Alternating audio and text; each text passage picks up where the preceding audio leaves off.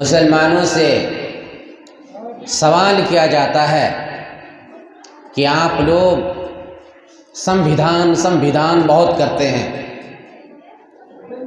سموِدھان پر بہت وشواس رکھتے ہیں، تو ذرا بتائیے آپ پہلے سموِدھان کو مانتے ہیں یا قرآن کو؟ ایسا ہی سوال کیا جاتا ہے خاص طور پر مسلمانوں سے، پہلے سموِدھان یا پہلے قرآن؟ اب ہمارے مسلمان ہکا بکا ہو جاتے ہیں، بے شمار مسلمان ہکا بکا ہو جاتے ہیں، اس سوال سے گھبرا جاتے ہیں۔ کتنے علماء کرام اس سوال کا جواب دینے کی کوشش کیے ہیں، لیکن بہت حد تک انہوں نے جواب اچھا دیا ہے، لیکن میرا جواب سموِدھان کے اندر موجود ہے۔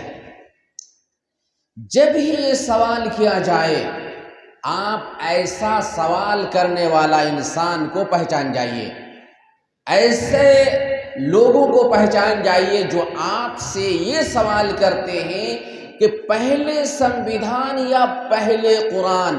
فوراً آپ سمجھ جائیے کہ یہ دکاندار ہے، یہ بزنس مین ہے، آپ کے اور ہمارے درمیان نفرت کا بیج بو کر اپنی دکانداری چمکانا چاہتے ہیں۔ اس لیے ایسے انسان سے ڈرنا نہیں ہے۔ آپ انہیں پہلے پوچھئے کہ آپ نے یہ سوال کیوں کیا، کیوں آپ ہم سے یہ سوال کرتے ہیں؟ آپ انہیں ہی ڈانٹ دیجئے، یہ سوال کسی کو کرنے کا کوئی حق نہیں ہے۔ یہ سوال سموِدھان کا آرٹیکل نمبر 25 سے 28 کے درمیان کے خلاف ہے۔ آرٹیکل نمبر 25 ٹو 28 اس کے خلاف ہے، سموِدھان کے خلاف ہے، اس لیے کہ ہمارا جو سموِدھان ہے ہمیں فریڈم آف ریلیجن دیتا ہے، مذہب کی آزادی دیتا ہے، اور مذہب کے خلاف سوال نہیں کیا جا سکتا۔ مسلمان ہے وہ قرآن پر وشواس رکھے گا، قرآن پر ان کا دین ٹکا ہوا ہے، اس کے دین میں ہے قرآن پر عمل کرنا، تو سموِدھان ہمیں پوری اجازت دیتا ہے کہ آپ قرآن پر چلیں۔ تو دین پر چلنے کے لیے سموِدھان ہمیں انومتی دیتا ہے، اجازت دیتا ہے، تو پہلے دین پر چلنے کے لیے قرآن ہے اور دیش پر چلنے کے لیے سموِدھان ہے۔ جب ہم دیش پر چلیں گے تو ہم سموِدھان کے مطابق چلیں گے، جب ہم اپنے دین پر عمل کریں گے تو قرآن کے مطابق عمل کریں گے، تو پہلے قرآن بھی اور پہلے سموِدھان بھی۔ اس وجہ سے ایسا سوال کرنے والے کو اس طرح سے جواب دیا جائے، پھر انہیں پوچھا جائے کہ آپ کے یہ سوال کرنے کا مقصد کیا ہے، آپ کس کو مانتے ہیں، آپ پہلے سموِدھان کو مانتے ہیں یا اپنے دھارمک گرنتھ کو مانتے ہیں؟ آپ یہ سوال پوچھ کر کے کیا کہنا چاہتے ہیں، آپ کا مقصد کیا ہے؟ تو ایسے لوگ اچھے نہیں ہوتے ہیں جو نفرت کی راجنیتی کر کے ہمیں اور آپ کو الجھانا چاہتے ہیں، اور جو بات ہونی چاہیے دیش میں اس سے ہمیں دور رکھنا چاہتے ہیں۔ دوسری بات یہ بھی سوال کیا جاتا ہے ہمارے دیش کے مسلمانوں سے، خاص طور پر کہ مسلم راجاؤں نے جو ہندوستان میں راج کیا ہے انہوں نے بہت سارے مندر توڑے، کیوں توڑے؟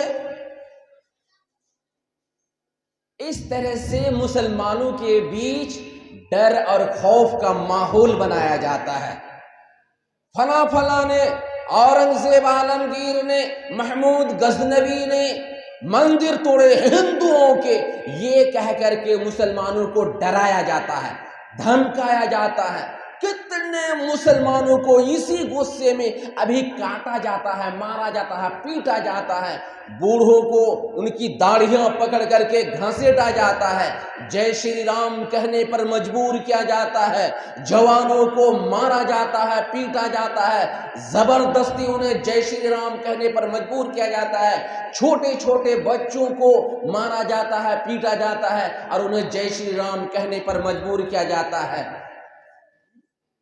اور یہ بھی کہا جاتا ہے کہ مسلمانوں نے زبردستی ڈھیروں لوگوں کو ہندو بنایا ہے، اس پر میں بعد میں آتا ہوں۔ اگر میں پوچھنا چاہتا ہوں اور آپ بھی اپنے ذہن میں یہ بات بیٹھا لیجئے، میرے اندر بولنے میں کچھ غلطی ہو تو مشورہ دے سکتے ہیں۔ کہا جاتا ہے مسلم راجاؤں نے، جیسے محمود غزنوی نے مندر توڑا اور گجرات کا سومناتھ مندر کا نام لیا جاتا ہے، اس نے توڑا، ہم سے نفرت کی جاتی ہے۔ محمود غزنوی نے مندر کب توڑا؟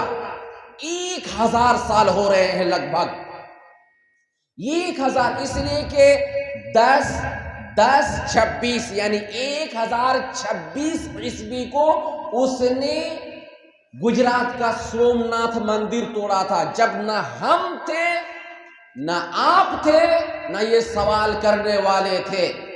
ایسے لوگوں سے ڈرنا نہیں ہے، ایسے لوگوں کے سوال سے گھبرانا نہیں ہے، ڈائریکٹ ان سے پوچھنا ہے کہ کیا محمود غزنوی کو ہم نے مندر توڑنے کے لیے کہا تھا؟ کیا محمود غزنوی کے زمانے میں ہم تھے؟ کیا محمود غزنوی کے زمانے میں تم تھے؟ 1000 سال پہلے کا سوال ہم پر تھوپا کیوں جاتا ہے؟ ہم سے اس کے بارے میں کیوں پوچھا جاتا ہے؟ نہ ہم تھے، نہ ہم نے کہا تھا، نہ تم تھے، نہ تم نے کہا تھا، تو اس نے کیا کیا نہیں کیا اس کے بارے میں ہم سے کیوں پوچھا جاتا ہے؟ کسی نے اگر جرم کیا تو اس کی سزا ہمیں دو گے؟ کسی کو بھوک لگی ہے، کھانا نہیں کھا رہا ہے بھوک مٹانے کے لیے، اس کا سوال ہم سے کیا جائے گا؟ ہم جواب دیں گے کہ تم کھانا کیوں نہیں کھا رہا؟ عجب مسئلہ ہے۔ تو یہ کیا مقصد ہے؟ سیدھے سادھے بھولے بھانے مسلمانوں کو الجھانا ہے، ڈر دکھانا ہے، اس کے اندر خوف کا ماحول بنانا ہے، اس کے دل کو چھوٹا کرنا ہے، اس کے سوا اور کچھ نہیں ہے۔ اگر تم محمود غزنوی کو مندر توڑنے کی وجہ سے سزا دینا چاہتے ہو، دے دو، ہم کہاں روکتے ہیں، جاؤ انہیں سزا دو، ہم بھی تمہارے ساتھ جانے کے لیے تیار ہیں۔ اسی طرح سے اورنگزیب عالمگیر کے بارے میں پوچھا جا رہا ہے، اورنگزیب نے مندر توڑا تھا، تو وہ تو 300 سال پہلے کی بات ہے، ہم بھی تو تھے نہیں، وہ سوال ہم سے کیوں پوچھا جا رہا ہے؟ ان سے جا کے پوچھو، انہیں پوچھو، ان سے سوال کرو، سزا دینا ہے انہیں سزا دو، ہم بھی تمہارے ساتھ جانے کے لیے تیار ہیں۔ یہ بعد میں پوچھا جائے کیوں توڑا تھا، کس لیے توڑا تھا، اس کی بہت ساری باتیں ہیں، لیکن ہمیں ادھر نہیں جانا ہے۔ یہ بھی سوال کیا جاتا ہے، مسلم راجاؤں نے دیش میں راج کرتے وقت ہندوؤں کے بہت سارے مندر توڑے، صحیح ہے یا غلط؟ عجب مسئلہ، مسلم راجاؤں نے ڈھیروں مندر توڑے ہیں، ہم سے پوچھا جاتا ہے صحیح یا غلط؟ ہم جج ہیں کیا؟ ہم جج ہیں؟ باقی رہا ہم تھے، ہم نے دیکھا ہے، ہمیں پتا ہے، ہم پہلے ریسرچ کریں گے تمہارا سوال صحیح ہے یا غلط، تب ہم بولیں گے۔ ایسے لوگوں کے سوالات کے جوابات دینے کی کوئی ضرورت نہیں ہے اور نہ ان سے ڈرنے کی ضرورت ہے۔ تو یہ کیوں کیا جاتا ہے؟ یہ سوالات کرنے والے دکاندار ہیں، ان کی دکانداری اسی سے چمکے گی، ہندو مسلم کے درمیان نفرت کا بیج بویا جائے، ہندو کو مسلم سے نفرت ہونی چاہیے، مسلم کو ہندو سے نفرت ہونی چاہیے، یہ ان کا بزنس ہے، یہ ان کی دکانداری ہے، یہ دکانداری چلانے پر مجبور ہیں۔ اگر ہم ان کا ساتھ دیتے ہیں، ان کی باتیں سنتے ہیں، تو ان کی دکانداری چمکتی رہے گی۔ نہیں سننا ہے، نہیں بتیانا ہے، سلام علیکم، تم اپنا رہو، ہم اپنا رہتے ہیں۔ تو ایسے لوگوں کی باتوں سے ہمیں گھبرانا نہیں ہے۔ ایک سوال اور بھی کیا جاتا ہے، وہ کیا ہے؟ تمہارے باپ داداؤں نے پاکستان پسند کیا تھا، ہمارے باپ داداؤں نے ہندوستان پسند کیا۔ جب تمہارے باپ داداؤں نے پاکستان پسند کیا تو تمہیں پاکستان چلا جانا چاہیے، ہندوستان میں کیوں ہو؟ یہ سوال کیا جاتا ہے۔ آپ بھی ان پر سوال لاد سکتے ہیں، اگر نہ گھبرائیں، نہ ڈریں، اسے اتنا ویلیویشن نہ دیں، آرام سے سوال کر سکتے ہیں۔ جب ہمارے باپ داداؤں نے پاکستان پسند کیا تو ہم کیسے رہ گئے؟ تمہارے باپ داداؤں نے ہمیں ہندوستان میں رہنے کیوں دیا؟ بتاؤ۔ جب باپ داداؤں نے ہمارا پاکستان پسند کیا تو ہم ہندوستان میں کیوں رہ گئے؟ کیوں رہنے دیا گیا؟ پھر حصے داری بھاگے داری میں ہندو مسلم سب برابر، یہ کیسے ہو گیا؟ الجھانے والا سوال ہے، لیکن ہمت ہونی چاہیے، جرأت ہونی چاہیے، لڑنا جھگڑنا نہیں ہے، باتوں کا جواب قاعدے سے دینا ہے۔ آپ کا دماغ الجھائے گا، آپ بھی سوال کر سکتے ہیں۔ اللہ کے بندو، ایسی بات نہیں ہے۔ جب ہندوستان دو ٹکڑوں میں بٹا، پاکستان ہو گیا اور ہندوستان بن گیا، یہ اس وقت فیصلہ نہیں ہوا تھا کہ ہندوستان میں صرف ہندو ہی رہیں گے اور پاکستان میں صرف مسلمان ہی رہیں گے۔ سارے مسلمانوں کو پاکستان جانا پڑے گا اور سارے ہندوؤں کو ہندوستان میں رہنا پڑے گا، یہ بات نہیں ہوئی تھی، اور نہ اس پر سب متفق تھے۔ اس وجہ سے آج آپ دیکھیں گے، اگر یہی بات ہوتی تو پاکستان میں ایک بھی ہندو نہیں رہتا، ایک بھی مندر نہیں رہتا۔ پاکستان میں بھی ہندو ہے، پاکستان میں بھی سکھ ہے، پاکستان میں بھی مسلمان ہے، ہندوستان میں بھی ہندو مسلم سکھ عیسائی سب ہیں۔ تو کیا کس بات پر ہندوستان پاکستان ہوا تھا؟ جس کی مرضی، جو چاہے چلا جائے پاکستان، جو چاہے ہندوستان میں رہے۔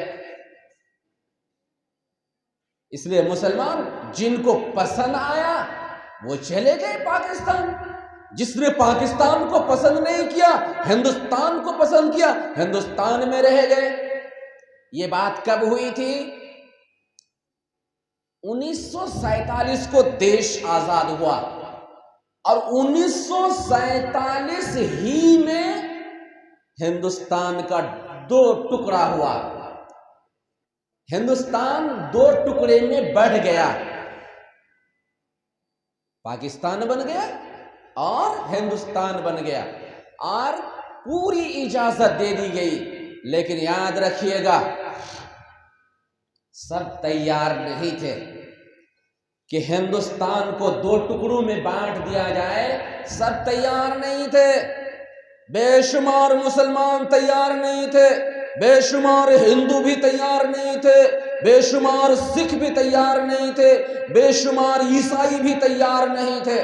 مسلمانوں میں مولانا ابوالکلام آزاد تیار نہیں تھے، مسلمانوں میں خان عبدالغفار خان تیار نہیں تھے، مسلمانوں میں اللہ بخش عمرو تیار نہیں تھے، مسلمانوں میں بیرسٹر آصف علی خان صاحب جو بھگت سنگھ کا کیس لڑنے والے وکیل تھے وہ بھی تیار نہیں تھے، بے شمار پارٹیاں بھی تیار نہیں تھی، خود مہاتما گاندھی شروع میں تیار نہیں تھا، ہے کہ نہیں؟ اسی طرح سے بے شمار بڑے بڑے ہندو تیار نہیں تھے کہ ہندوستان کو دو ٹکڑوں میں بانٹ دیا جائے۔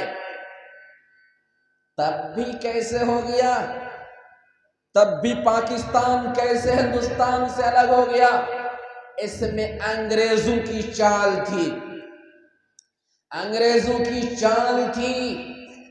ہندوستان میں ہندوستانیوں کو فتح مل جانے کے بعد انگریزوں نے جب ہندوستان کے ہندو مسلم کے سامنے گھٹنے ٹیک دیے اور ہندوستان آزاد ہو گیا انگریزوں کی غلامی سے، تو فوراً انگریز ہندوستان سے نہیں گئے تھے، ابھی ہندوستان ہی میں تھے۔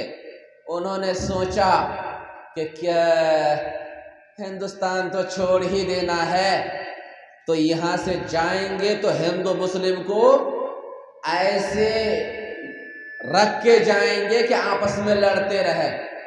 تو انہوں نے ایک آئیڈیالوجی اپنے ذہن میں بنائی اور پاس کی، اور اس آئیڈیالوجی کو پسند کیا محمد علی جناح نے۔ محمد علی جناح جو پاکستان کا سردار بنا تھا پاکستان بننے کے بعد، اس نے اس مشورہ کو بہت پسند کیا، اسی کے زور پر ہندوستان سے پاکستان بنا۔ تو جس نے محمد علی جناح کی بات پر عمل کیا چلے گئے پاکستان، جنہوں نے محمد علی جناح کی بات نہیں مانی، ہندوستانی علماء کی بات کو پسند کیا، مولانا ابوالکلام آزاد کی بات پر عمل کیے، وہ ہندوستان ہی میں رہ گئے، اور ہندوستان کے قانون نے مان لیا کہ مسلمان ہندوستان میں رہیں گے۔ اس کے بعد اگر یہ بات ہوتی کہ ہندوستان سے مسلمانوں کو جانا ہی پڑے گا تو سمویدھان بنانے میں مسلمانوں کو حصہ نہیں ملتا۔ یہ پارٹیشن کے بعد، ہندوستان پاکستان ہونے کے بعد تب سمویدھان لکھا جا رہا ہے، سمجھ رہے ہیں؟ اس کے بعد سمویدھان لکھنے کی باری آ رہی ہے۔ سمویدھان لکھنے میں ہندو مسلم سکھ عیسائی سب تھے، ڈھیروں مسلمان تھے، جس میں مولانا ابوالکلام آزاد تھے، خان عبدالغفار خان تھے، بیرسٹر آصف علی خان تھے، اسی طرح سے مولانا حسرت موہانی تھے، عبدالرحیم جودھ پوری تھے، اسی طرح سے بے شمار مسلمان تھے۔ سمویدھان لکھنے میں، دیش کا آئین، دیش کا قانون تیار کرنے میں، اگر ایسی بات ہوتی کہ مسلمانوں کو پاکستان ہی چلا جانا چاہیے تھا تو سمویدھان لکھنے میں انہیں حصہ نہیں ملتا، اور انہیں وی دا پیپل آف انڈیا کہہ کر کے بھارت کا ناگرک نہیں مانا جاتا۔ تو سمویدھان لکھنے میں بھی مسلمان شریک رہے ہیں اور ہندوستان کا ناگرک مانا گیا ہے۔ تو یہ الجھانے والے سوالات ہیں جو خامخواہ دکاندار قسم کے لوگ ہندوستانی مسلمانوں کو سے ایسے سوالات کرتے ہیں اور ان کا ذہن منتشر کرتے ہیں، اور انہیں یہ باور کرانا چاہتے ہیں کہ تم ہندوستان کے نہیں ہو، تم پاکستان میں تمہاری جگہ ہے، تم زبردستی ہندوستان میں رہ رہے ہو۔ ایسا تو مسلمانوں نے دیش کو آزاد کیا اور سب سے زیادہ مسلمانوں نے قربانیاں پیش کی دیش کی آزادی کے لیے، اور انہیں دیش میں رہنے کی جگہ نہ ملے۔ ایسی ناانصافی ہو سکتی ہے؟ نہیں، ایسی ناانصافی نہیں ہو سکتی ہے، لیکن کچھ گندے خیالات قسم کے لوگ جو گندے خیالات مسلمانوں کے سلسلے میں اپنے ذہن میں بھر کر کے رکھے ہیں اور کیا کہتے ہیں مسلمانوں کو پریشان کرنا چاہتے ہیں۔ باقی رہی بات، یہ سوال بھی کیا جاتا ہے کہ مسلم راجاؤں نے ہندوستان کے لوگوں کو جبراً مسلمان کیا، اب یہ کہہ کر کے مسلمانوں پر ستم ڈھا رہے ہیں، مسلمانوں کو ستا رہے ہیں۔ ذرا غور کیجئے گا ان کے سوال پر اور ان کی بیوقوفی پر۔ اگر ان راجاؤں نے زبردستی ہندوؤں کو مسلمان بنایا ہے تو تم لوگ تو ہندو بچے ہوئے ہو نا۔ وہ مسلمان وہ لوگ جنہیں زبردستی مسلمان بنایا گیا، ان کی نسل ہم ہیں، ہم مسلمان ہیں۔ ہمارے باپ داداؤں کو زبردستی مسلمان بنایا گیا، ہمیں تو کوئی دکھ نہیں ہے، ہمیں تو دکھ نہیں ہے۔ تم تو ہندو بچے ہوئے ہو، اب ہم پر کس بنیاد پر جرم کرنا چاہتے ہو؟ ان راجاؤں کی غلطی کی وجہ سے ہم تو خوش ہیں، ہم تو خوش ہیں۔ تو یہ کیا مطلب ہے؟ ہمیں کوئی افسوس نہیں ہے، تمہیں کیوں افسوس ہوتا ہے؟ اور ان راجاؤں پر غصہ کر کے ان کا غصہ ہم پر اتارنا کیوں چاہتے ہو تم؟ تو اس طرح کے بدبودار سوالات، بدبودار خیالات رکھنے والے، ہندو مسلم کے درمیان نفرت کی راجنیتی کرنے والے ہم سے اور آپ سے ملتے رہتے ہیں۔ ان کا منہ توڑ جواب دینے کی ہمیں ضرورت ہے اور ان کی امیدوں پر پانی پھیرنے کی ضرورت ہے، بہت حد تک ضرورت ہے۔ اور ہمیں اللہ رب العالمین کے سوا کسی سے نہیں ڈرنا ہے۔ ایسی حالت میں جب مسلمانوں کے سلسلے میں طرح طرح کی باتیں اور طرح طرح کی آوازیں اٹھ رہی ہیں، مسلمانوں کو ان سے نہیں گھبرانا اور اللہ رب العالمین پر بھروسہ رکھنا ہے اور اللہ رب العالمین کی رسی کو مضبوطی سے تھامنے کی ضرورت ہے۔ اگر ہم اللہ رب العالمین کی رسی کو مضبوطی سے تھام لیں، انشاءاللہ اللہ رب العالمین ہمیں دشمن کے پنجے سے ضرور بچائے گا۔ اور دشمن چاہے کتنا بھی بڑا طاقتور ہو، بم والا ہو، اس کے پاس میزائل ہو، اس کے پاس ایٹم بم ہو، اس کے پاس کیا کہتے ہیں آئرن ڈون ہو، کچھ بھی ہو، اگر وہ ظالم ہے تو مظلوم کو کبھی بھی نہیں سکے گا۔ ظالم کبھی بھی مظلوم کو نہیں سکے گا، اگرچہ مظلوم بھکاری ہو، اگرچہ مظلوم اندھا ہو، لنگڑا ہو، لولا ہو، کتنا بھی کمزور ہو، کچھ بھی اس کے پاس نہ ہو، پھر بھی مظلوم کی جیت ہوگی۔ کیوں؟ اللہ رب العالمین مظلوم کے ساتھ ہوتا ہے۔ اور اہل علم کہتے ہیں وَلَوْ كَانَ كَافِرًا، اگرچہ مظلوم کافر ہو تب بھی اس کی بات سنی جاتی ہے، جیسا کہ ابن ماجہ کتاب الدعوات کے اندر ہے۔ اللہ کے نبی علیہ السلام نے فرمایا وَدَعْوَةُ الْمَظْلُومِ، کہ اللہ رب العالمین مظلوم کی بد دعا، مظلوم کی پکار کبھی بھی رد نہیں کرتا۔ مظلوم کی ہمیشہ جیت ہوگی، یہ اللہ کا وعدہ ہے۔ شروع سے آپ دیکھتے آئے فرعون، اس سے آگے نمرود۔ یہ نمرود کون تھا؟ اللہ اکبر، سپر پاور تھا اپنے زمانے کا، بہت بڑا بادشاہ تھا۔ حضرت ابراہیم علیہ السلام نہایت نبی، کچھ بھی نہیں ان کے پاس، صرف اللہ رب العالمین ان کے ساتھ تھا۔ نمرود کے پاس کسی چیز کی کمی نہیں تھی، وہ زبردست سپر پاور بادشاہ تھا۔ فوج کی کمی نہیں تھی، ہتھیاروں کی کمی نہیں تھی۔ ٹکر ہو جاتی ہے حضرت ابراہیم علیہ السلام سے۔ مگر جیت حضرت ابراہیم علیہ السلام کی ہوتی ہے۔ نمرود نے اپنے تکبر میں آ کر کے دھوس جماتے ہوئے حضرت ابراہیم علیہ السلام کو آگ میں جھونک دیا، آگ میں جھونک دیا۔ جانتے ہیں آگ جلا ڈالتی ہے کسی بھی چیز کو، انسان کو بھی جلا ڈالتی ہے، مگر اللہ رب العالمین نے آگ سے کہہ دیا، اے آگ آج میں نے نیم بدل دیا ہے، آج تیری گود میں، تیری آغوش میں میرا محبوب نبی ابراہیم آ رہا ہے، تم اس کا کچھ بھی بگاڑ نہیں سکتے۔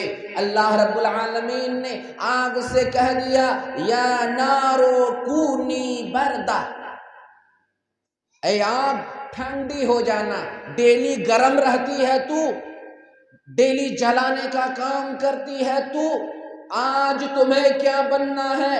میرے نبی کے لیے ٹھنڈی بننا ہے۔ اللہ اکبر، آگ کے قریب گرمی کے موسم میں جایا نہیں جاتا، لیکن حضرت ابراہیم علیہ السلام کو آگ میں ڈالا جا رہا ہے۔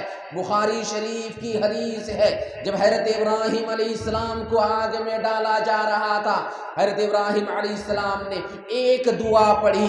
اللہ والے نبی نے اللہ رب العالمین پر بھروسہ کرتے ہوئے کہا، حسبی اللہ و نعم الوکیل، اللہ رب العالمین میرے لیے کافی ہے، جو بہترین کارساز اور بگڑی بنانے والا ہے، بگڑے ہوئے کام کو سدھارنے والا ہے، ٹھیک کرنے والا ہے۔ یہ نمرود نے کام بگاڑ دیا ہے، میرا رب اللہ رب العالمین اس کام کو ٹھیک کرنے والا ہے۔ حسبی اللہ، وہی اللہ میرے لیے کافی ہے۔ ظالم نمرود سوچ رہا تھا جلا ڈالیں گے اللہ کے پیارے نبی ابراہیم کو، لیکن اسے پتا نہیں تھا کہ تجھ سے بڑا، بہت بڑا، سب سے بڑا اللہ کی ذات ہے، وہ اللہ کی ذات ابراہیم مظلوم کے ساتھ ہے، تو کچھ بھی نہیں بگاڑ سکتا۔ ابراہیم نہتا ہے تو کیا ہو گیا، اکیلا تنہا ہے تو کیا ہو گیا، اللہ ہے، وَهُوَ عَلَى كُلِّ شَيْءٍ قَدِيرٌ، اللہ رب العالمین ہر چیز پر قادر ہے۔ نمرود تو ہر چیز پر قادر نہیں، ڈالا۔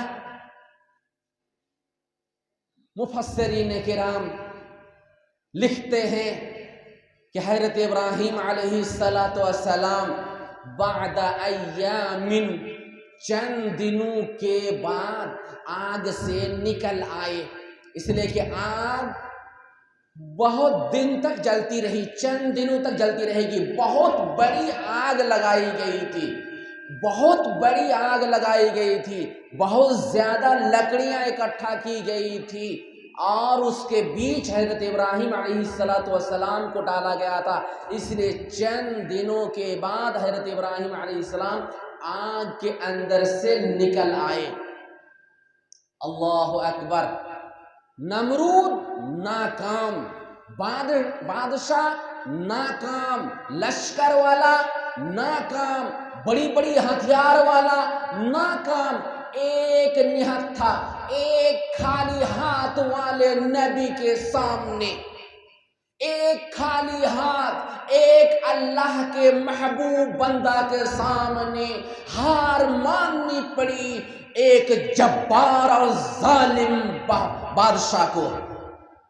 تو اللہ کے ساتھ جو ہوتا ہے اسی کی کامیابی ہوتی ہے۔ قرآن ہے، قرآن کہتا ہے کم من فیۃ قلیلۃ غلبت فیۃ کثیرۃ باذن اللہ، بھیڑ بھاڑ سے کچھ نہیں ہوتا، فوج کی طاقت سے کچھ نہیں ہوتا۔ آپ سوچیں گے ہندوستان میں سب، پورے ہندوستان میں دوسرے لوگوں کا قبضہ ہے، غیر مسلم کا قبضہ ہے، مسلمان تو کم ہیں۔ یہ غلط سوچ ہے، یہ مومن کی سوچ نہیں ہے۔ ہمیں امن و امان چاہیے، ہمیں کسی سے ٹکرانا نہیں چاہیے، ہمیں اللہ پر بھروسہ رکھنا چاہیے اور سنویدھان کے دائرے میں رہ کر کے دیش کے قانون کے مطابق چلتے ہوئے ہمیں اس کا جواب بھی دینا چاہیے۔ منہ بند نہیں رکھنا ہے، جواب دینا ہے، لیکن قاعدے سے جواب دینا ہے، قانون کے دائرے میں رہ کر کے جواب دینا ہے، کسی سے لڑنا جھگڑنا نہیں ہے۔ باقی اپنے رب کی عبادت کرنی ہے، اپنے رب کو خوش کرنا ہے۔ اللہ رب العالمین ہماری طرف سے ہمارے دشمنوں کے لیے کافی ہو جائے گا، اور جب رب ہماری طرف سے کافی ہوگا، اچھی طرح کافی ہوگا، اچھی طرح سے، اس سے بہتر کوئی کافی نہیں ہو سکتا۔ ہم غصہ اتارنا چاہیں تو ہم اتنا کافی نہیں ہو سکتے جتنا ہمارا رب ہماری طرف سے کافی ہوگا۔ آئیے میں آپ کو بتانا چاہتا ہوں، جو اللہ والے ہوتے ہیں وہ اللہ کے علم والے ہوتے ہیں، اور اللہ کے علم کے مطابق بھی اگر دشمن کو، ظالم کو، جبار کو اگر جواب دیتا ہے تو جواب میں بھی اس کو ہرا دیتا ہے۔ حضرت ابراہیم علیہ السلام کی بحث ہو گئی نمرود سے ایک مرتبہ، پوچھا نمرود نے، اچھا بتاؤ تیرا رب کون ہے؟ تیرا رب کون ہے؟ حضرت ابراہیم علیہ السلام نے فرمایا، ربی الذی یحیی و یمیت۔ اے نمرود سن لے، میرا رب وہ ہے جو زندہ کرتا ہے اور موت دیتا ہے، موت و حیات اس کے ہاتھ میں ہے، وہی میرا رب ہے۔ اس نے کہا یہ تو آسان بات ہے، یہ کام تو میں بھی کرتا ہوں، لیکن جو گھمنڈی ہوتا ہے، متکبر ہوتا ہے، اس کے دماغ میں گوبر بھرا ہوا رہتا ہے، وہ کیسا جواب دے گا نہیں دے گا اسے کچھ سمجھ میں نہیں آئے گا۔ اس نے حضرت ابراہیم سے کہا، انا احیی و امیت، میں بھی تو یہ کام کرتا ہوں، میں بھی جلاتا ہوں، میں بھی موت دیتا ہوں۔ مفسرین کرام خاص طور پر محمد بن جریر طبری لکھتے ہیں، اور دیگر مفسرین بھی لکھتے ہیں کہ دو ایسے آدمی کو اس نے بلایا، نمرود نے بلایا، جس پر قتل کی سزا عائد ہو چکی تھی، قتل کی سزا پاس ہو چکی تھی کہ انہیں مار دیا جائے گا۔ ان میں سے ایک کو نمرود نے چھوڑ دیا اور دوسرے کو قتل کرا دیا۔ اس کے بعد کہا، دیکھا میں نے ایک کو مار دیا، ایک کو چھوڑ دیا، انا احیی و امیت، میں بھی مارتا ہوں، میں بھی جلاتا ہوں۔ حضرت ابراہیم علیہ السلام اللہ والے نبی تھے، اللہ کا علم تھا، اور جس کے ساتھ، جس کے پاس اللہ کا علم ہو اس سے کوئی ٹکرا نہیں سکتا۔ حضرت ابراہیم نے کہا، ان اللہ یأتی بالشمس من المشرق فأتی بها من المغرب۔ اچھا، میرا رب پورب سے سورج کو نکالتا ہے، تو پچھم سے نکال کے دکھا۔ فبہت الذی کفر، جیسے یہ سوال ان کے سامنے رکھا گیا وہ ہکا بکا ہو گیا، گھبرا گیا، سوال کا جواب بن ہی نہیں پڑا۔ فبہت الذی کفر، ہکا بکا ہو گیا، ہار گیا۔ تو اللہ والے ہمیں بننا ہے، اللہ کے بندو۔ ہم کو جو کبھی کبھی انڈیا میں سزا ملتی ہے، ممکن ہے کہ ہماری بھی غلطی ہے، ہمارا بھی ایمان ٹھیک نہیں ہے، ورنہ اللہ رب العالمین مومنوں کی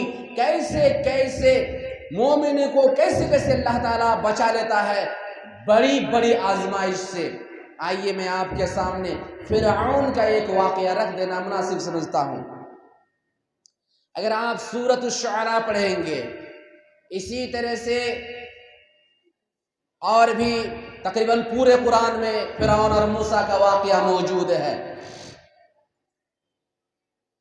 حضرت موسیٰ علیہ السلام سے فرعون کا بھی اسی طرح سے مناظرہ ہوا۔ فرعون نے پوچھا، وما رب العالمین، اے موسیٰ تو کہتا ہے کہ میرا رب رب العالمین ہے، کون ہے وہ؟ حضرت موسیٰ علیہ السلام نے اسی طرح سے جواب دیا کہ جو میرا ہے، تیرا رب ہے، پوری دنیا کا رب ہے۔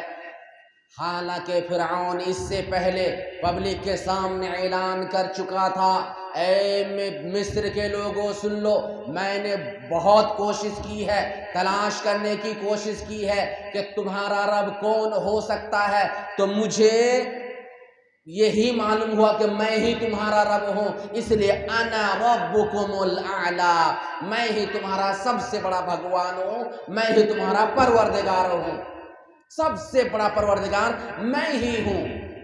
یہ اس نے اعلان کر دیا تھا۔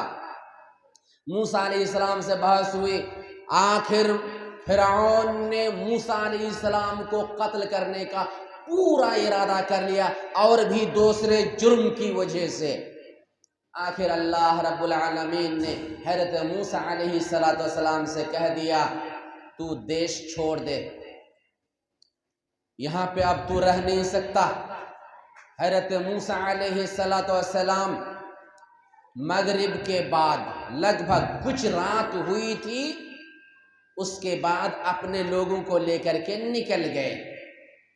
پوری رات فرعون کو پتہ نہیں چلا، پوری رات۔ مشرقین قرآن میں اس طرح کا لفظ ہے کہ جب سورج چمکا تب فرعون کو معلوم ہوا کہ موسیٰ میرے غلاموں کو لے کر مصر سے نکل چکا ہے، اکیلا نہیں، ان کے جو غلام تھے یعنی بنی اسرائیل، ان کو لے کر کے نکلے۔ اس وجہ سے اس کا غصہ اور بھڑکا، میرے آدمی کو لے کر نکل گیا، چل پکڑ۔ لیکن اللہ اکبر، یہ گھمنڈی، یہ متکبر، جس نے اپنے آپ کو بھگوان سمجھ بیٹھا تھا، اپنے آپ کو رب سمجھ رہا تھا، وہ ایک نبی کا پیچھا کرنے کے لیے نکل پڑا۔ وہ یہی سمجھ رہا تھا کہ انہیں گاجر مولی کی طرح کاٹ کر کے رکھ دیں گے، لیکن اسے کیا پتا تھا کہ حضرت موسیٰ علیہ السلام کے ساتھ ان کا رب ہے۔ ایسی جگہ پہنچا جہاں سامنے سمندر تھا، پیچھے فرعون کا لشکر تھا، بھیانک لشکر، سامان بہت زیادہ فرعون کے ساتھ موجود تھا، اور سپاہیوں کی کوئی کمی نہیں تھی۔ موسیٰ اور ان کے ساتھیوں کو پکڑ کر گاجر مولی کی طرح کاٹ سکتے تھے۔ اللہ اکبر! اور بھاگنے کے لیے کوئی راستہ تھا ہی نہیں موسیٰ کے سامنے۔ موسیٰ علیہ السلام کے ساتھ جو بنی اسرائیل کے لوگ تھے یہ بھی کافی تعداد میں تھے۔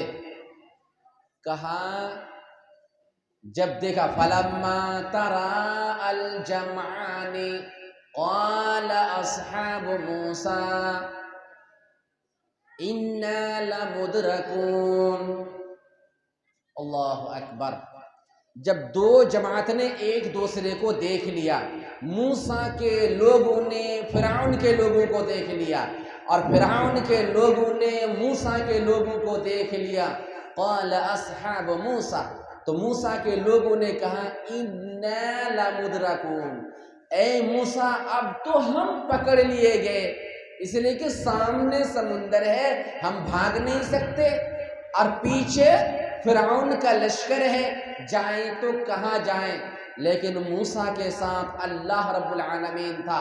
حضرت موسیٰ نے کہا کلا ان معی ربی سیہدینی، نہیں ایسا نہیں ہو سکتا۔ دیکھیں، مومن تھے، مسلم تھے، اللہ کے نبی تھے، جس کا ایمان ڈگمگایا نہیں، انہوں نے ایسی حالت میں بھی اللہ کو نہیں چھوڑا، کہا نہیں ہمارے ساتھ اللہ، ان معی، میرے ساتھ میرا رب ہے، سیہدینی، کوئی راستہ ضرور نکالے گا۔ ایسی مصیبت کی حالت میں ہمیں اللہ پر بھروسہ رکھنا چاہیے، اللہ ضرور پاس کرے گا، کیسے پاس کرے گا وہ اللہ جانے، بھروسہ کرنا ہمارا اور آپ کا کام ہے۔ اللہ کی طرف سے آواز آئی، اے موسیٰ ہاتھ میں کیا ہے؟ لاٹھی ہے نا، عصا ہے نا، مار سمندر پہ۔ اضرب بعصاک البحر، اے موسیٰ سمندر پہ اپنی لاٹھی مار۔ اضرب بعصاک، عصا کا تیری جو لاٹھی ہے نا اس لاٹھی کو البحر سمندر پہ مار۔ مارے حضرت موسیٰ، فانفلق، جیسے مارے سمندر میں راستہ بن گیا۔ 12 راستے بنے، اس لیے کہ 12 قبیلے کے لوگ تھے، 12 قبیلے کے لوگ تھے حضرت موسیٰ کے ساتھ، 12 راستے بنے، بس نکل گئے۔ سمندر بھی راستہ بن جاتا ہے اگر ہمارا ایمان ٹھیک ہو۔ اللہ تعالیٰ ایسے ہمیں بچا لیتا ہے اور بچاتا رہا ہے۔ بن گیا حضرت موسیٰ علیہ السلام اپنے لوگوں کو لے کر کے نکل گئے۔ فرعون آیا اور بہت خوش ہوا، اپنے لوگوں کے سامنے ڈینگ مارتا ہوا کہا، اے مصر کے لوگوں دکھا، سمندر میں میرے لیے راستہ بن گیا، سمندر میں میرے لیے راستہ بن گیا۔ لیکن اسے پتہ نہیں اس راستے میں چلنے کے بعد ہمارا کیا ہونے والا ہے۔ گھس گئے سارے کے سارے، سارے لوگ گھس گئے، لیکن ہوا کیا؟ وَأَغْرَقْنَا آلَ فِرْعَوْنَ وَأَنْتُمْ تَنْظُرُونَ، لیکن ہم نے آل فرعون کو ڈوبا دیا۔ اللہ نے کیا کیا؟ فرعون کو، گھمنڈی کو، جو انا ربکم الاعلی کہہ کر کے اپنے آپ کو سب سے بڑا رب کہا کرتا تھا، اسی کی تعلیم اپنے لوگوں کو دیا کرتا تھا، سب سے بڑا رب اللہ نے اسے ڈوبا دیا سمندر میں۔ اور حضرت موسیٰ کو کیا کیا؟ وَأَنْجَيْنَا مُوسَىٰ وَمَن مَّعَهُ، اور ہم نے موسیٰ اور ان کے ساتھ جو لوگ تھے انہیں بچا لیا۔ تو اللہ مومنوں کا ساتھ ہمیشہ دیتا ہے، بڑی بڑی مشکل سے اللہ تعالیٰ مومنوں کو نکال دیتا ہے، لیکن ہمیں مومن بننے کی ضرورت ہے۔ اگر ہم مومن بنے رہیں اللہ ہمارے ساتھ ہوگا اور اللہ ہر مشکل میں ہمارا کام آئے گا، لیکن ہم اللہ والے بنے تب تو۔ اور تھوڑا سا آگے آئیے، سورہ توبہ پڑھتے جائیں، سورہ ہود بھی پڑھتے جائیں، آپ کو معلوم ہوگا کہ مکے کے دشمنوں نے ہمارے آخری نبی جن کی امت ہیں ہم، گھیر لیا، مشورہ کیا، اور مشورہ میں یہ پاس کیا محمد کو آج رات اڑا دیا جائے گا، ان کی گردن مار دی جائے گی، العیاذ باللہ۔ یہ ابو جہل کا خاص طور پر مشورہ تھا اور ظالموں نے سپورٹ کیا۔ شام ہوئی، محمد علیہ السلام کے گھر کا گھیراؤ کر لیا گیا، ارادہ تھا گردن اڑا دیں گے، سب کے ہاتھ میں تلوار تھی، ننگی تلوار، اڑا دیں گے، لیکن جس کے ساتھ اللہ ہو، جن کا اللہ ہو جائے، بم دھماکے والے اس کا کچھ بھی نہیں بگاڑ سکتے، ان کی میزائل کام نہیں کرے گی، ایٹم بم کام نہیں کریں گے، سب فیل ہو جائیں گے۔ کیوں؟ جسے اللہ بچائے دنیا والے کچھ نہیں کر سکتے۔ محمد علیہ السلام ان کے درمیان سے نکل کر آ گئے، ان کے درمیان سے نکل کر آ گئے۔ ترمذی شریف کی حدیث ہے، آج کتنے لوگ مسلمانوں سے کہتے ہیں مسلمان وطن سے محبت نہیں کرتے، ارے اللہ کے بندو تمہیں معلوم ہونا چاہیے محمد علیہ السلام کے ماننے والے مسلمان ہیں اور محمد رسول اللہ صلی اللہ علیہ وسلم وطن سے محبت کرنے کی تعلیم دیتے ہیں۔ مکے سے جب محمد رسول اللہ صلی اللہ علیہ وسلم نکل رہے تھے آپ کا دل پھٹ رہا تھا، آپ کا دل پھٹ رہا تھا۔ آپ نے مکہ کی طرف دیکھا اور مکہ سے کہا اے مکہ ہم تم سے کافی محبت کرتے ہیں مگر تمہارے رہنے والوں نے ہمیں بسنے نہیں دیا۔ وَلَوْلَا أَنَّ قَوْمِي أَخْرَجُونِ مِنْكَ مَا سَكَنْتُ غَيْرَكَ، اگر میری قوم کے لوگ مجھے یہاں سے تمہاری گود سے نہ نکالتے مَا سَكَنْتُ غَيْرَكَ، تو تمہیں چھوڑ کر میں کہیں اور جا کر نہ بستا۔ یہ وطن کی محبت کی دلیل ہے کہ آپ علیہ السلام کا دل رو رہا تھا۔ اسی حالت میں آپ نے کہا وَلَوْلَا أَنَّ قَوْمِي أَخْرَجُونِ مِنْكَ، اگر میری قوم کے لوگ مجھے تم سے، تمہارے گود سے، تمہاری زمین سے نہ نکالتے میں کہیں جا کر اور نہ بستا۔ آج مسلمانوں سے کہا جا رہا ہے دیش سے محبت نہیں کرتے۔ تم جانتے ہو ہم تمہیں بتائیں گے، تمہارے سامنے ہم پرچار کریں گے، ڈھول پیٹیں گے، پرچے اڑائیں گے کہ ہمیں دیش سے محبت ہے، تم مانو یا نہ مانو اس سے ہمیں کوئی فرق نہیں پڑتا۔ یہ ڈیوٹی ہماری نہیں ہے کہ ہم تمہیں سمجھائیں کہ ہم دیش سے محبت کرتے ہیں۔ محمد رسول اللہ صلی اللہ علیہ وسلم یہ کہہ کر کے نکل کر آ گئے اور غار سور میں آ کر کے چھپ گئے۔ وہاں اللہ رب العالمین نے محمد علیہ السلام کو دشمنوں کے بیچ سے نکال لیا۔ دشمن اسی طرح رہ گئے، انہیں پتہ نہیں چلا، سامنے سے نکل کر کے آئے۔ کیسے کیسے بچاتا ہے اللہ تعالیٰ اپنے بندوں کو۔ آئے غار سور میں چھپ گئے، 3 دن تک وہاں پہ رہے۔ ایک ٹائم ایسا ہوا، بخاری شریف کی حدیث ہے، دشمن آ گئے غار کے دہانے تک، ابوبکر صدیق رضی اللہ عنہ آپ کے ساتھ تھے۔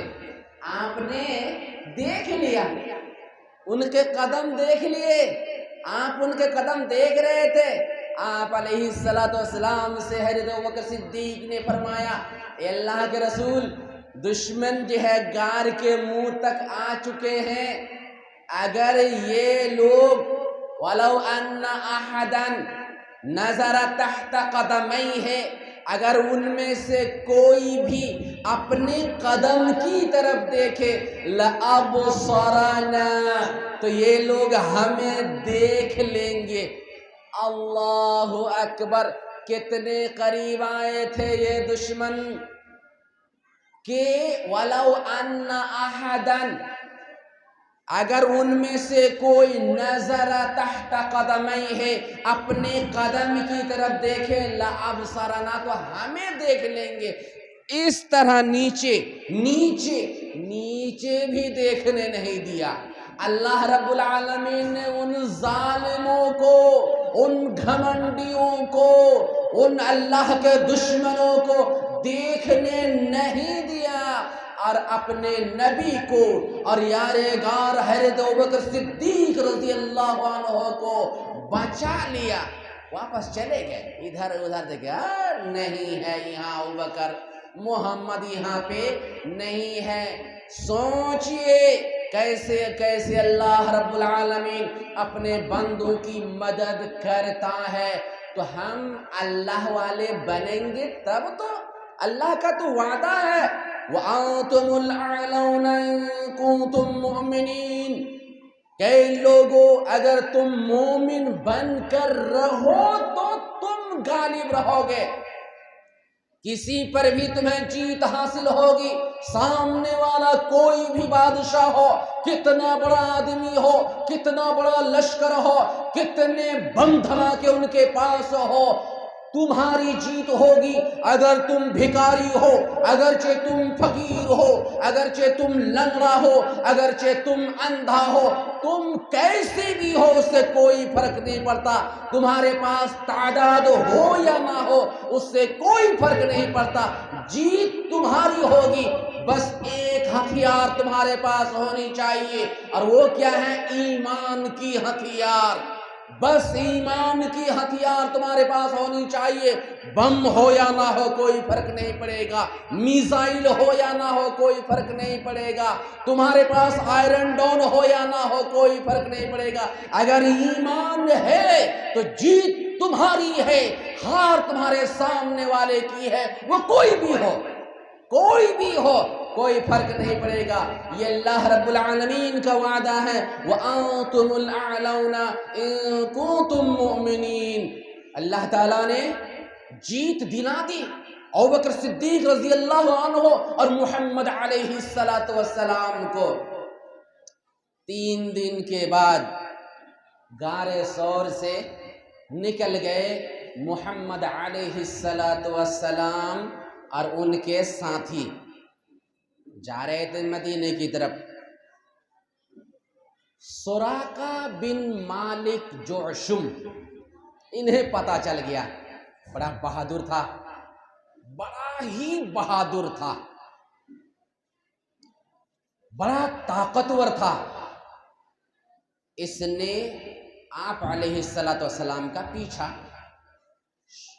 کر لیا، پیچھا کرتے کرتے کرتے دیکھ لیا، کانوں پہ آپ علیہ السلام جو قرآن کی تلاوت کر رہے تھے وہ آواز بھی انہیں سنائی پڑنے لگی۔ کس نے سوچا اب پکڑ لیں گے، انہیں تو اللہ پر بھروسہ نہیں تھا، اپنی سواری پر بھروسہ تھا، اپنے خون پر بھروسہ تھا، مگر انہیں پتا کیا کہ جنہیں ہم پکڑنے جا رہے ہیں انہیں اپنے خون پر بھروسہ نہیں ہے، انہیں اللہ پر بھروسہ ہے جو سب سے زیادہ پاورفل ہے۔ یہ سوچا اس نے، ایڑ لگائی، اپنی سواری کو آگے بڑھانے کی کوشش کی، سواری کے پاؤں زمین میں دھسے، یہ دھڑام سے گرا۔ آپ علیہ السلام نے کوئی گولی نہیں چلائی تھی، نہ تیر چلائے تھے، کچھ بھی نہیں،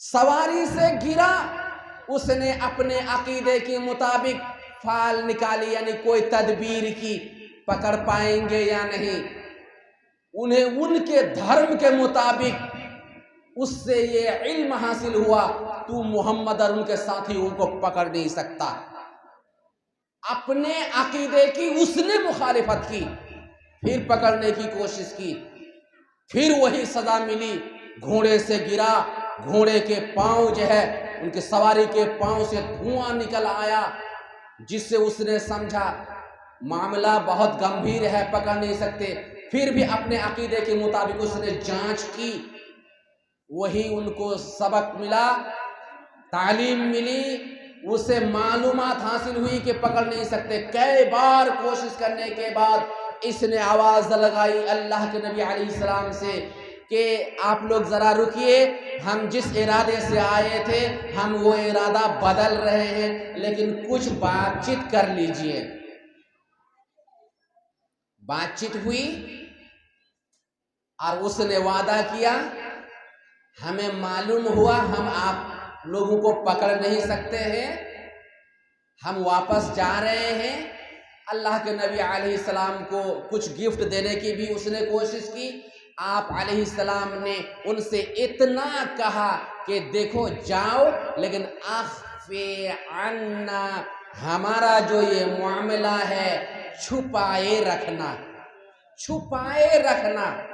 اب دیکھیے بڑے بڑے سیرت نگار محققین علماء لکھتے ہیں، وہاں سے سراقہ بن مالک جعشم واپس جو ہوا، ان کی نیت بدل چکی تھی، ان کا ارادہ بدل چکا تھا، وہ جس شوق سے جذبے کے ساتھ آگے بڑھ رہا تھا، اب جو پیچھے لوٹا تو محمد علیہ الصلوۃ والسلام اور ان کے ساتھیوں کے حمایتی بن کر، مددگار بن کر کے لوٹا۔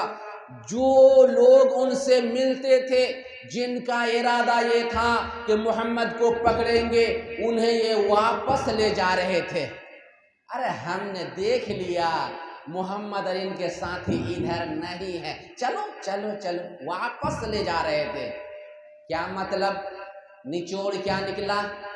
اللہ والے اگر بنیں گے، اللہ آپ کو ہر مشکل کے وقت بچائے گا، مشکل میں کام آئے گا، اور دشمن کے مقابلے میں آپ کی جیت ہوگی، دشمن کی ہار ہوگی، چاہے دشمن کتنا بھی بڑا ہو۔ آپ علیہ الصلوۃ والسلام ہجرت کر کے مدینہ تشریف لائے۔ دشمنوں میں کوہرام مچا، محمد خود چلا گیا مدینہ، ان کے ساتھی لوگ چلے گئے، یہاں سے جا کر کے عائش کر رہے ہیں، دن دنا رہے ہیں، اور بھی کچھ باتیں ہوئی جن کی وجہ سے ایک بہت بڑی ٹیم مدینے کو ختم کرنے کی نیت سے نکل پڑی، جن کا کمانڈر ایک ذلیل انسان ابو جہل تھا۔ ابو جہل تھا، جائیں گے اور جا کر کے مدینے میں جا کر کے سب کو ختم کر کے آ جائیں گے، اور چیدہ بہادروں کو ساتھ لیا تھا، جن کی شہرت تھی بہادری کی۔ ایسے بہادروں کو اپنے ساتھ لے کر کے 1300 آدمی کو لے کر کے نکلے، لیکن 300 آدمی راستے سے واپس ہو گئے۔ اس کا چرچہ ابھی نہیں کر سکتا میں، کیوں واپس ہوئے۔ 1000 آدمی بچ گئے اور مدینے کے قریب آ کر کے پڑاؤ ڈال دیا، اور کیا کہتے ہیں، عائش کرنے لگے۔ مدینے والوں پر دھونس جمانے کے لیے اونٹ ذبح کرتے تھے اور کھاتے تھے، اور خوب گل چھرا اڑاتے تھے۔ کیوں؟ ہمارے ساتھ بہادر ہے نا، مدینے میں جتنے لوگ ہیں تھوڑی دیر میں اڑا دیں گے۔ اس طرح سے ڈیگے مار رہے تھے۔ اللہ کے نبی علیہ الصلوۃ والسلام کچھ اللہ والوں کو لے کر کے مقابلے میں آئے۔ بوڑھے تھے، نوجوان تھے، کمزور تھے، اس طرح کے فاقہ کش انسان کو لے کر کے آپ علیہ الصلوۃ والسلام ہیرو سے مقابلہ کرنے کے لیے آ گئے۔ گھمنڈیوں سے، جنہیں اپنے آپ پر ناز تھا، اپنے خون پر ناز تھا، ایسے سپاہیوں کی ٹکر میں محمد علیہ الصلوۃ والسلام کمزور آدمی کو لے کر کے آئے۔ پھر بھی تعداد کم، 313 آدمی تھے، 313 آدمی تھے، لیکن کیا تھا؟ وَأَنْتُمُ الْأَعْلَوْنَ إِن كُنتُم مُؤْمِنِينَ، مومن تھے۔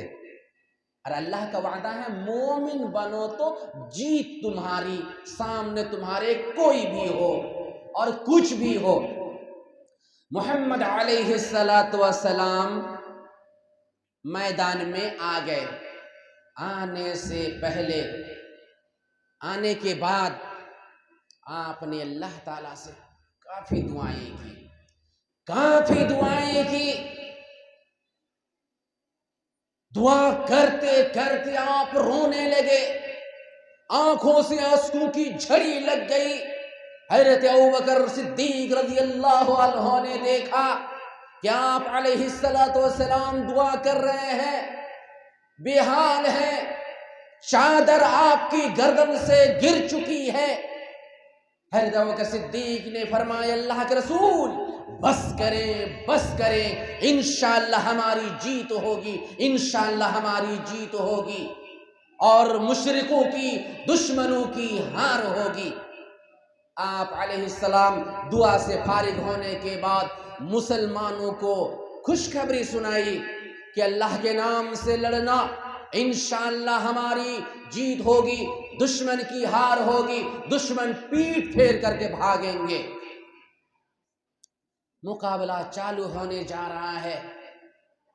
دشمن کی طرف سے 3 بہادر آئے اور مسلمانوں کو مقابلے کے لیے پکارا۔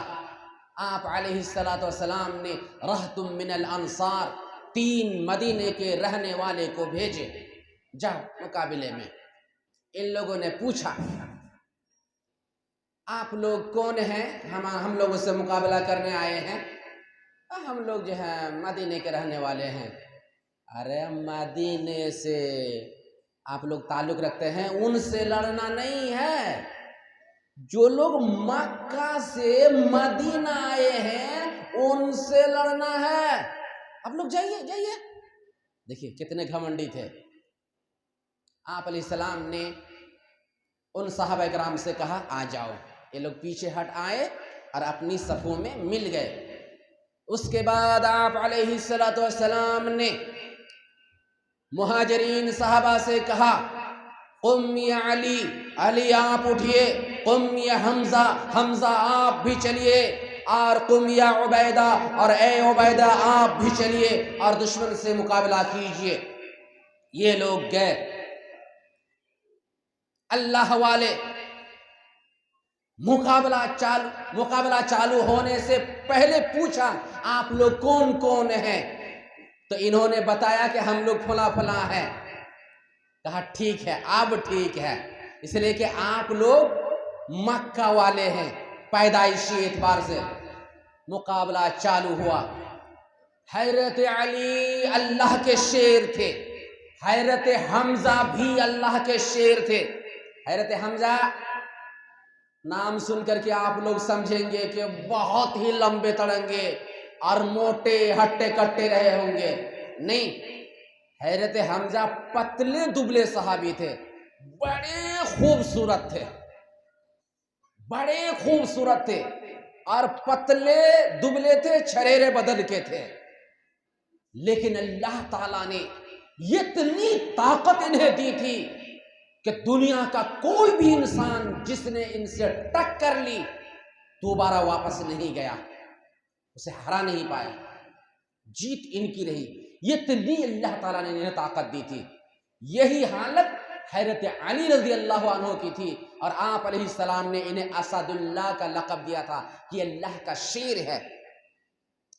مقابلہ چالو، حضرت علی نے اور حمزہ نے اپنے مقابل کے ساتھی کو فوراً اڑا دیا، فوراً اڑا دیا۔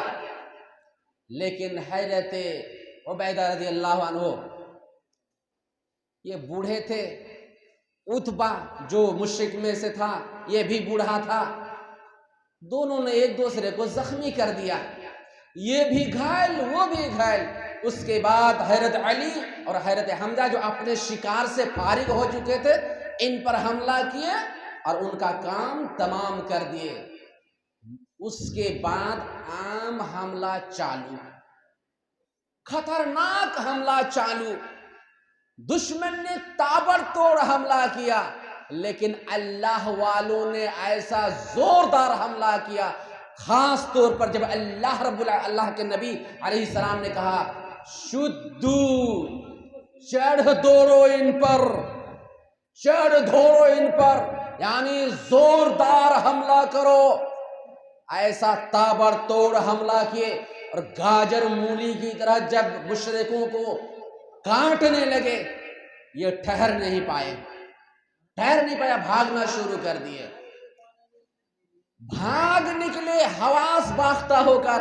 لیکن لڑائی کے درمیان ایک واقعہ میں آپ کو بخاری شریف کا پیش کر دینا چاہتا ہوں، جس کے راوی حضرت عبد الرحمن بن عوف ہیں۔ حضرت عبد الرحمن بن عوف رضی اللہ عنہ، مزیدار واقعہ ہے، جنگ کر رہے تھے غزوہ بدر کے دن۔ اسی لڑائی میں دو چھوٹے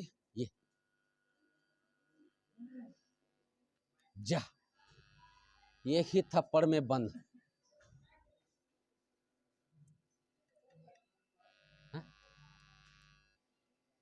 سن نہیں پائیں گے کوئی.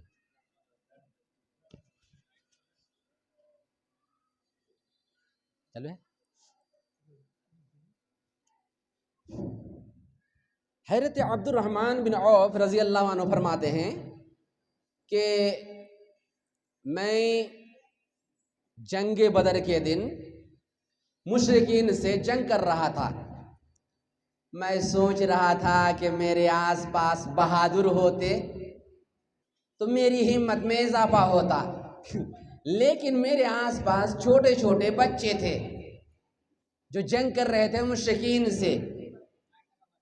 اسی درمیان ایک چھوٹا بچہ نے مجھ سے کہا یا عمی ارنی ابا جہل، اے چچا مجھے ابو جہل کا پتہ بتائیے. تو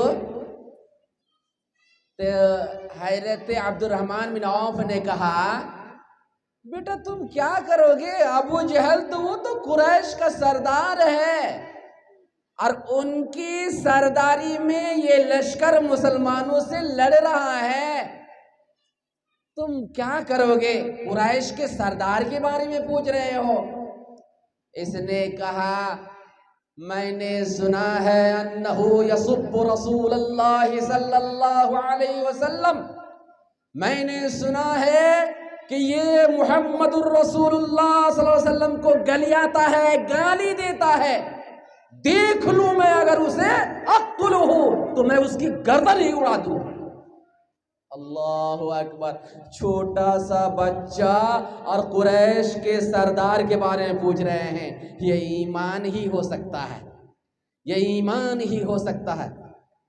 اسی سوچ میں تھے کہ حضرت عبد الرحمن بن عوف کہتے ہیں ایک دوسرا بچہ آ کر کے یہی سوال مجھ سے کیا، چچا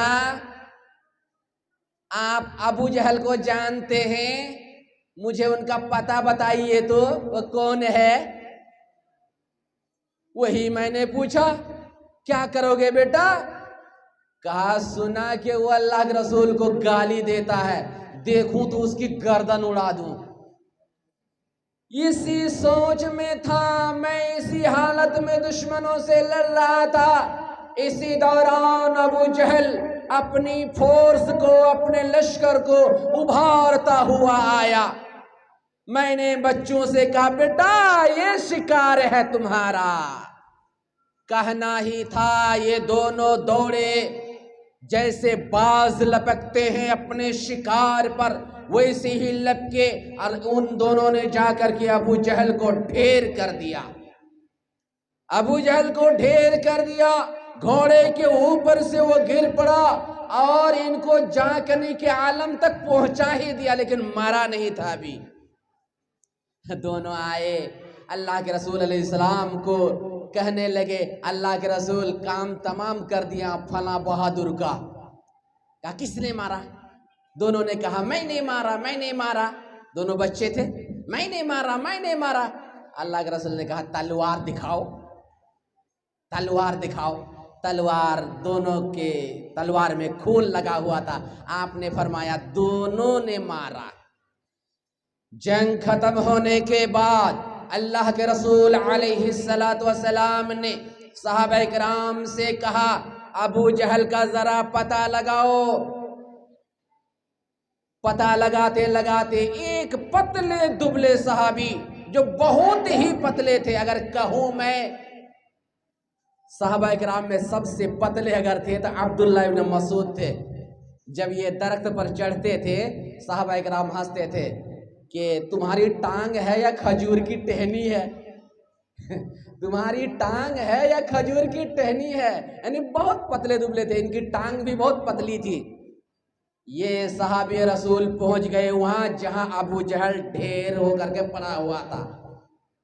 سانس چل رہی تھی. حضرت عبداللہ ابن مسعود نے انہیں پہچان لیا اور ان کی گردن پر چڑھ گئے. ابو جہل نے کہا کون ہو؟ کہا عبداللہ. کون عبداللہ؟ تو بتا دیے کہ فلاں عبداللہ میں، عبداللہ ابن مسعود. تو اس نے گالی دی. اس کے بعد ابو جہل نے پوچھا کیا ہوا؟ کہا اللہ اور اس کے رسول کی جیت ہوئی ہے، اللہ اور اس کے رسول کی جیت ہوئی ہے، تمہارے ہیرو سب بھاگ نکلے ہیں، ڈھیر ہو گئے ہیں کتنے سارے۔ یہ اگر ایمان ہمارا ٹھیک ہے انشاءاللہ اللہ رب العالمین ہمیں ہر میدان میں کامیابی عطا کرے گا، اور ہر میدان میں مومنوں کی جیت ہوگی، اس وجہ سے کہ اللہ رب العالمین کا وعدہ ہے وَأَنْتُمُ الْأَعْلَوْنَ إِن كُنتُم مُؤْمِنِينَ، اگر تم مومن رہو تو تمہاری جیت ہوگی۔ تو ٹائم نماز کا ہو گیا ہے نا، نماز کا ٹائم ہو گیا ہے، نماز پڑھ لیں، اس کے بعد جو ہے پروگرام ہوگا۔ اللہ رب العالمین ہمیں ایمان اور اعمال صالحہ کے ساتھ زندگی گزارنے کی توفیق دے۔ ربنا تقبل منا انک انت السمیع العلیم وتب علینا انک انت التواب الرحیم۔